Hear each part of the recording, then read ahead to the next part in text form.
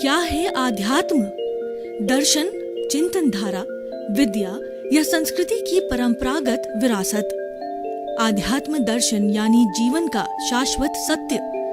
मानव जीवन से जुड़े शाश्वत सत्यों को जानिए और समझिए उपासक डॉक्टर सोहन राज तातेड़ से हमारे खास कार्यक्रम आत्मविज्ञान में। आत्मविज्ञान यानी सही दृष्टि, सही सोच। भाइयों और बहनों, मातृशक्ति को नमन। स्टूडियो में आपका हार्दिक स्वागत है, अभिनंदन है, सत्कार है। आत्मविज्ञान साइंस ऑफ द सोल कार्यक्रम के अंतर्गत हम आपको सही दृष्टि, सही सोच, राइट विजन, राइट थिंकिंग के तहत आपकी जो नकारात्मक सोच है, आपके जो भाव अशुद्ध हो रहे हैं, आपका जो गलत चिंतन है, उसको सही चिंतन की ओर करते हैं। हम केवल रास्ता मोड़ते हैं। आपकी जो विचारधारा जिस दिशा में जा रही है उस दिशा को मोड़ देते हैं। इसीलिए हमारा आत्मविज्ञान है, ये दृष्टि विज्ञान कहलाता है। हम आपको सही रास्ता बता देते हैं और उस रास्ते पर डाल देते हैं। अब चलना आपको होगा। उसको हम सम्यक दर्शन कहते हैं, सम्यक ज्ञान कहते हैं, सही सोच कहते हैं, राइट विजन कहते हैं। वही हमारा आत्मविज्ञान का जो है मूल लक्ष्य है। ये सारे लक्ष्य की प्राप्ति जो है हम अलग अलग इससे जुड़े हुए एपिसोड्स के माध्यम से करते हैं। तो आज एक बहुत सुंदर एपिसोड लेकर के हम आपके सामने हाजिर हो रहे हैं। तो आपका आज का हमारा जो एपिसोड है वो कषाय शुद्धि, आत्मशुद्धि। भाइयों और बहनों, कषाय शुद्धि से आत्मा की शुद्धि होती है और आत्मा की शुद्धि से मुक्ति होती है। अब हम इसको देखेंगे कषाय शुद्धि क्या है। देखिए कि कषाय का मतलब होता है रंगा हुआ। जो चीज रंगी होती है उसको कषाय कहते हैं। और ये कषाय अशुद्धि है। और ये अशुद्धि जो है 4 तरह की है: क्रोध, मान, माया और लोभ। और इसका बहुत बड़ा संसार है, वो सारा मोह का संसार है। वो वट वृक्ष के रूप में, उन वट वृक्ष में से जो है 4 मुख्य जो है वो घटक को लिया गया है। और इसको अगर हम और छोटा करना चाहें तो जो है उस कषाय के अंदर हमारा जो राग आ गया, वो राग के अंदर माया और लोभ है। और क्रोध और अहंकार जो है वो द्वेष है। और ये राग और द्वेष बन गया। तो ये राग द्वेष जो है हर धर्म वाले मानते हैं। जो आत्मा में विश्वास करते हैं हर एक राग द्वेष को मानते हैं और हर एक ये मानता है। आज हम विश्वविद्यालयों में 55 तरह के धर्म दर्शन को पढ़ाते हैं और वो सारे आत्मा में विश्वास करने वाले हैं। आत्मा में जो विश्वास करता है वो कर्म में विश्वास करता है। और जहाँ कर्म की बात आती है वहाँ हमारी ये कषाय शुद्धि की बात आती है। ये कषाय जो अपने आप में एक अशुद्धि, इसको शुद्ध करने की बात आती है। तो कहने का अर्थ ये हुआ कि राग द्वेष को जीतना, राग द्वेष को शुद्ध, राग द्वेष जो है एक अज्ञान है। इस अज्ञान रूपी वेल्डिंग को जब काट दिया जाता है तो इसको काट देने से हमारा शरीर और आत्मा का संबंध समाप्त हो जाता है। और समाप्त होते ही ये जड़ है, रूपी शरीर है, वो जड़ के साथ चला जाता है। यानी ये समाप्त होकर के और इस ब्रह्मांड जो कि 5 भूतात्मक है, पृथ्वी, जल, अग्नि, वायु और आकाश, ये 5 भूतों में जाकर के और ये हमारा जो है जड़ शरीर पृथ्वी, पृथ्वी में, जल, जल में, अग्नि, अग्नि में, वायु, वायु, आकाश का और आकाश, आकाश में विलीन होकर के और ये 5 भूतों के अंदर चला जाता है। और इसी कारण से कहा जाता है इस ब्रह्मांड की पूरी एनर्जी है, किसी भी काल के अंदर वह हमेशा एकती रहती है। मात्र इस एनर्जी के अंदर रूपांतरण होता है। ठोस द्रव में बदलता है, द्रव गैस में बदलती है और गैस वाइब्रेशंस के बदलती है। और ये वाइब्रेशंस ये हमें रिलेटिव बनाती है। सारे 84 लाख जीवा योनि के प्राणी जो है जड़ को साधन मान करके अपने अपने कर्मों के अनुरूप जो है इस ब्रह्मांड के अंदर जीवन यापन करते हैं। तो वो सारा जो होता है वह इस जो है इस जड़ के निमित्त के प्रभाव से होता है और अपने अपने जीवन का जो यापन करने के लिए उसका उपयोग किया जाता है। तो इसीलिए ये पूरा ब्रह्मांड है मुख्यतः 2 तत्वों से बना हुआ है, जड़ और चेतन। हम इस शरीर की बात करें तो ये जड़ और चेतन का मिश्रण है। और ये मिश्रण क्यों होता है? ये कषाय के कारण होता है। और कषाय अज्ञान है, कषाय अविद्या है, कषाय कर्म है। और इस कर्म की शुद्धि करना ही पुरुषार्थ है। जब कर्म को हटा दिया जाता है, इस अज्ञान को हटा दिया जाता है और उसके लिए हम ज्ञान से इसको हटाते हैं। अज्ञान को जीतने के लिए प्रतिरोधात्मक शक्ति है वो ज्ञान है, और ज्ञान देने वाला होता है वो गुरु होता है। गुरु के लिए कहा जाता है गुरु। गु का मतलब होता है अंधकार, रू मतलब दूर करने वाला। हमारा गुरु ऐसा होता है जो अज्ञान रूपी अंधकार को दूर करता है। और वो अज्ञान क्या है? यही कषाय है, वही अज्ञान है। ये जन्म जन्मांतर से हमारी आत्मा के साथ जुड़ा हुआ है। इसी कारण ये बार बार शरीर धारण करता है, क्योंकि ये जड़ है, नए जड़ को पैदा करता है। राग द्वेष है, नए राग द्वेष को ज्यादा करता है। लेकिन जो मुख्य रूप से हमारी शुद्ध आत्मा है, जो आत्मशुद्धि की बात हम कह रहे हैं, वो तो जो है वो एक प्रेजेंस के रूप में है, वो एक एविडेंस के रूप में है, उसकी साक्षी है, वह तो आकर्ता है, वो तो शुद्ध अवस्था में, वो तो मुक्त अवस्था में है ही। लेकिन इस कषाय के आने के कारण इस शरीर के रूप के अंदर ये जन्मा है, और ये शरीर को पैदा करता है। जो सूक्ष्म शरीर है वो स्थूल शरीर को पैदा करता है, और हर बार ये प्रक्रिया चलती रहती है जब तक कि हम ज्ञान के द्वारा इस जो राग द्वेष को, इस कषाय को पूरा धो नहीं देते हैं। तो भाई और बहनों, अब हम देखते हैं ये कषाय का बंध कैसे होता है। देखिए, मनुष्य जीवन को लेवें तो मनुष्य जीवन के अंदर क्रियाकलाप के 3 बड़े घटक है। पहला तो है मन, दूसरा वचन और तीसरा काया। जो मन होता है, इसके 2 कार्य होते हैं कि हमारी जो 5 इंद्रियां हैं, ये कौन कौन सी 5 इंद्रियां हैं? स्पर्श रसन घ्राण चक्षु श्रोत्राणी इंद्रियाणी। इस 5 इंद्रियों के कुल 23 विषय है। जब आंखें खोल करके और 5 इंद्रियों का जो उपयोग करते हैं, तो उपयोग करने से जो हमारी ये जो 5 के जो 23 तरह के विषय होते हैं हमारे भीतर आ जाते हैं, और ये सारा इंद्रियों का विषय होता है। ये मन तक आता है और मन उसकी प्लानिंग करता है। और मन का दूसरा कार्य एक और भी है कि मन जो है हमारा वर्तमान काल का चिंतन करता है, और भूतकाल की जो है स्मृति करता है, और भविष्य काल की कल्पना करता है। यह भी मन का कार्य है। ये सारा कार्य करके मन तो एक नौकर है, तो ये बुद्धि इसकी मालिक है, बुद्धि को दे देती है। और बुद्धि भी जो है वह अकेला कुछ नहीं कर सकती। बुद्धि जो है वह भी जो चित्त के द्वारा बंधी हुई होती है। अगर सुबुद्धि होती है तो वो अच्छा निर्णय लेती है, कुबुद्धि होती है तो कषाय का निर्णय लेती है। तो इस तरीके से ये मन के काम है। और दूसरी जो है हमारा घटक है वो वचन है, जो मैं बोल रहा हूँ ये वाणी का है, तो इसमें वाणी के पुद्गल खींचे जाते हैं। और तीसरा होता है काया, ये शरीर है, तो ये शरीर भी एक पौद्गलिक है, जो पूर्व जन्म के कर्मों के भुगतान के लिए ये जड़ शरीर मिला है।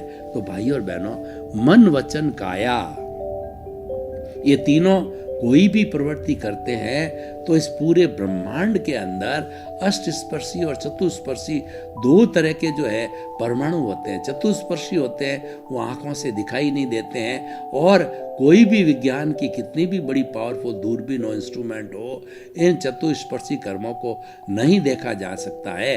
अष्टस्पर्शी तो देखा गया है, और कर्लियन फोटोग्राफी से उसके फोटो लिए गए। और हमारा आभा मंडल है वो इस बात का परिचायक है। हमारे भीतर कोई भी बीमारी आने वाली है, शुभ और अशुभ का संकेत होने वाला है, वो लगभग 6 महीने पहले आभा मंडल पे आ जाता है।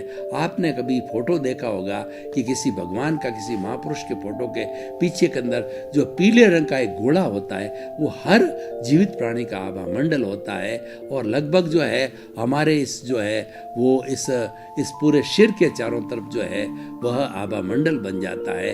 वो जैसा हम चिंतन करते हैं उसके अनुसार ओरा बनता है, उसी के अनुसार चिंतन बनता है। और उसकी फोटोग्राफी अष्टस्पर्शी होता है।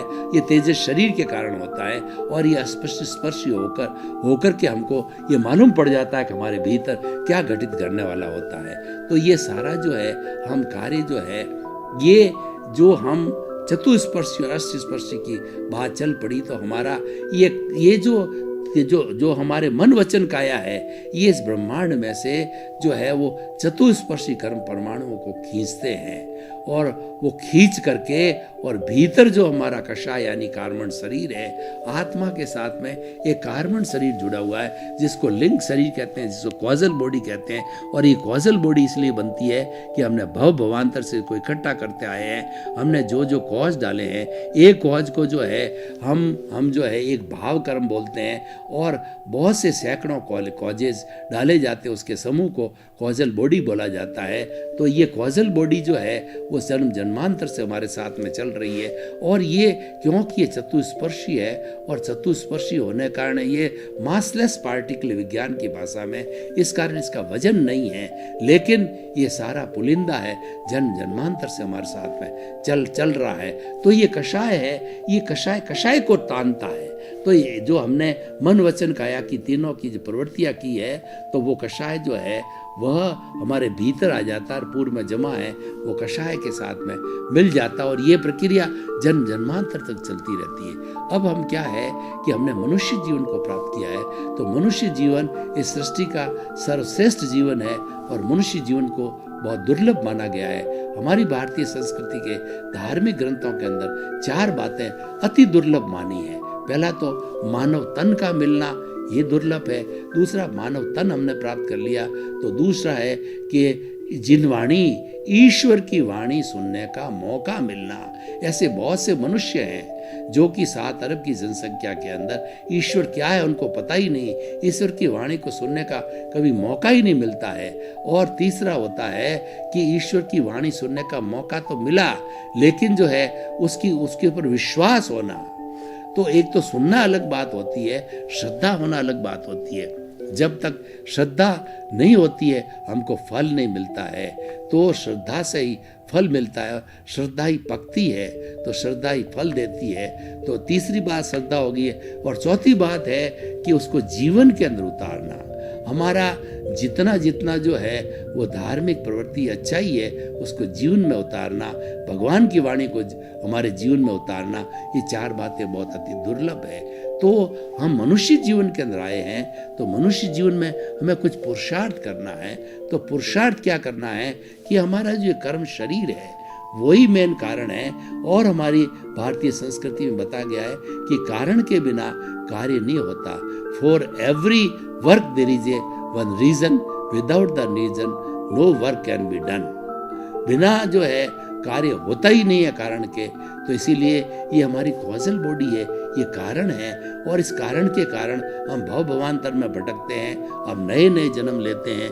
तो हमारा कभी कभी तो अंत आना चाहिए। देखिए क्या होता है कि हम इस कॉजल बॉडी के कारण जो है वो सुख और दुख के पाले के अंदर जीवन भर जो है झूलते रहते हैं। कभी हमको सुख मिलता है, कभी दुख मिलता है। धूप छांव की तरह मनुष्य जीवन के अंदर सुख और दुख आता रहता है। पर मनुष्य एक चिंतनशील प्राणी है कि हर बार जब मैं सुख दुख के पलड़े के अंदर झूलता रहूं, सुख आता है तो मैं फूल जाता हूं और दुख आता है तो बहुत ज़्यादा ऐसा आता है कि मैं डिप्रेशन में चला जाता हूं। तब वो चाहता है कि मैं इन दोनों से परे होकर के शाश्वत सुख को प्राप्त करूं, कि मुझे कभी दुख आए ही नहीं। ये कब नहीं आएगा? जब कषाय शुद्धि करनी पड़ेगी। तब इसका कारण है जो कॉजल बॉडी है उसको समाप्त करना पड़ेगा। और ये अति सूक्ष्म है और ये जन्म जन्मांतर से आत्मा के साथ लगा हुआ है। मैं आपको एक उदाहरण के तौर पर बताना चाहता हूँ कि ये कॉजल बॉडी है और ये हमारा जो है सोल है। सोल दिखाई नहीं देता पर रूपक के रूप में माना तो ये कॉजल बॉडी और सोल के बीच में बॉन्डेज है, जिसको बंद कहते हैं, जिसको फेविकॉल टाइप हो जाता है। जो अज्ञान है, जो कषाय है, वो क्या है, ये दोनों बंध गए। तो ये जन्म जन्मांतर से बंधे हुए और हमें इनको दोनों को अलग करना है। तो अलग करने की हमको टेक्निक सीखनी है, वही कषाय शुद्धि है। और वही कषाय शुद्धि जब होती है तो आत्मशुद्धि ऑटोमेटिकली हो जाती है, क्योंकि कषाय के कारण तो आत्मा जो है अशुद्ध हुई है। ये मूल स्वरूप जो आत्मा है ये तो निष्क्रिय है, ये कोई क्रिया नहीं करती है, ये तो मात्र एक हाजिरी के रूप में ये तो शुद्ध है ही है। लेकिन इस कषाय के कारण ये अशुद्ध हो गई है, इसलिए इसकी शुद्धि की बात आती है। तो भाई और बहनों, अब इस कषाय को कैसे धोएं, इस कषाय की हम शुद्धि कैसे करें? तो उसके लिए जो है हमें अपने स्वरूप में आना पड़ेगा। स्वाध्याय स्वयं का करना पड़ेगा। और एक इसके बीच के अंदर एक कड़ी जुड़ती है कि जो ही आप अपने पाले में आ जाते हो, अपने स्वचिंतन में आ जाते हो, अपने स्वरूप में आ जाते हो और अपने जो के रूप में आते हो, तो रूप में आते ही जो है ये जो हमारी कॉजल बॉडी है वो धीरे धीरे इसमें टर्बुलेंस होता है। टर्बुलेंस होकर के और परमाणु हैं वो शिथिल होने लगते हैं। शिथिल कैसे होते हैं मैं आपको बताना चाहता हूँ कि मान लीजिए आपके पास में गैस के ऊपर आपने पानी डाल दिया, तो उस पानी को हमें गर्म करना है। तो गर्म कैसे होगा कि ठंडे पानी में तो एक जो पानी के परमाणु के साथ में कुछ जगह होती है, और जो ही हम गर्म करते हैं इसको तो बुलबुले उठते हैं, यानी उसकी जगह है। धीरे धीरे धीरे पानी के परमाणुओं के साथ बुलबुले उठ करके वो सारा एक मेक हो जाता है और जगह समाप्त हो जाती है। तो ये जगह होने के लिए जो बुलबुले उठते हैं टर्बुलेंस है। ठीक इसी तरह हमारा कार्बन शरीर है, झिल्लीदार है, मतलब हमारे एक आत्मा के परमाणु पर असंख्य कर्मों के परमाणु लगे हुए पूरे शरीर में ये झिल्ली बनी हुई है। झिल्ली कैसी होती है कि आपने कभी जो है मधुमक्खियों का छत्ता देखा होगा, तो मधुमक्खियाँ क्या करती है कि ये अलग अलग फूलों से सैकड़ों हजारों मधुमक्खियाँ वो फूलों से जो है परागण ला करके और छत्ते को बनाती है और इस छत्ते के ऊपर डालती रहती है और पकता है तो वो शहद बनती है और शहद टपकने लगता है, तब वो छत्ता होता है धीरे धीरे सूखने लग जाता है। और एक स्थिति ऐसी आती है कि उसके अंदर एक बूंद भी जो है वह नहीं रहती है। तो जितनी भी शहद है पकी हुई है वो हमारा जो एक कॉजल है, कॉजल बॉडी है, और उस कॉजल बॉडी को हम धोने लग जाएंगे तो उसके बाद के अंदर जो हमारी कॉजल बॉडी समाप्त हो जाएगी।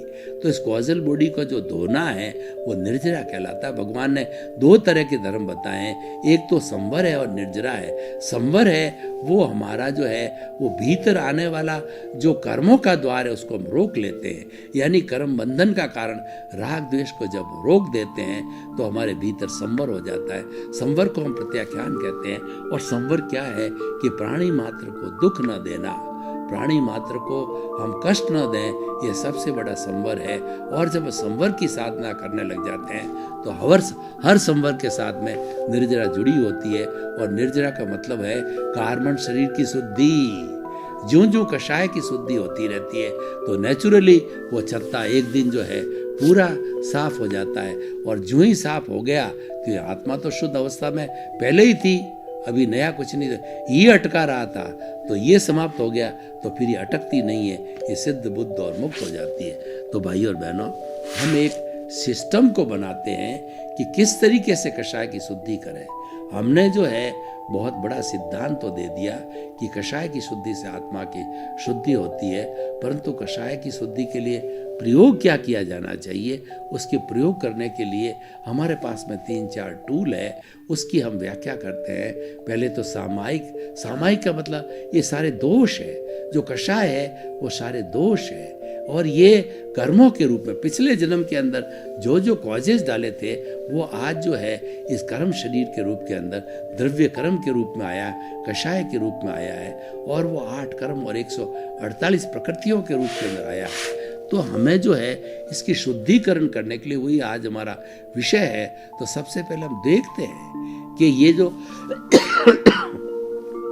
किस किस प्राणी के साथ हमने क्या क्या ये दोष किया है, गहरे में जाकर के देखना, समता की साधना करना, ये हमारा सामायिक कहलाता है। मतलब अपने दोषों को गहराई से जाकर के देखना कि किस किस वजह से जो हमारी दोष हुए हैं।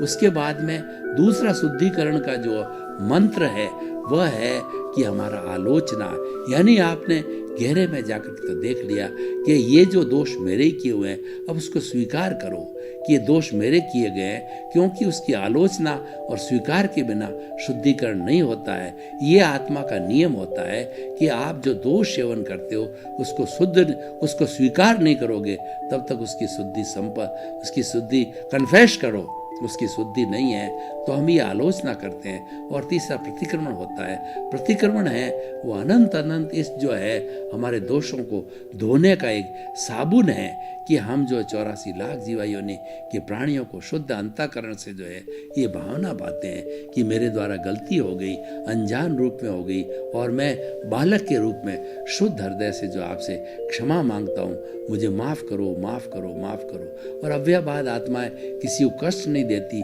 हर एक प्राणी की आत्मा अव्ययवाद होती है, वो आपको क्षमा करती है, और जो क्षमा होता है, प्रतिक्रमण है हमारा सफल होता जाता है। और अब क्योंकि हमारा क्षमा का भाव तो बढ़ रहा है और शुद्धि हो रही है, अब फिर से जो है ये गंदा ना हो उसके लिए प्रत्याख्यान होता है। प्रत्याख्यान का मतलब हम संकल्प लें कि फिर से जो है हमारे दोष इकट्ठे ना हो, तो वो संकल्प के साथ उसको कहते हैं प्रत्याख्यान। हम त्याग कर देते हैं, किसी प्राणी को दुख नहीं देंगे, कष्ट नहीं देंगे, धार्मिक प्रवृत्ति में रहेंगे, संवर में रहेंगे,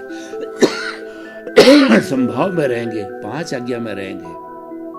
तो उसके साथ साथ में हमारी कषाय की शुद्धि होती रहती है, और कषाय की शुद्धि के साथ साथ में आत्मशुद्धि होती रहती है। इस आत्मशुद्धि के लिए मैंने 4 टूल बताए। सामायिक आलोचना, प्रतिक्रमण, प्रत्याख्यान।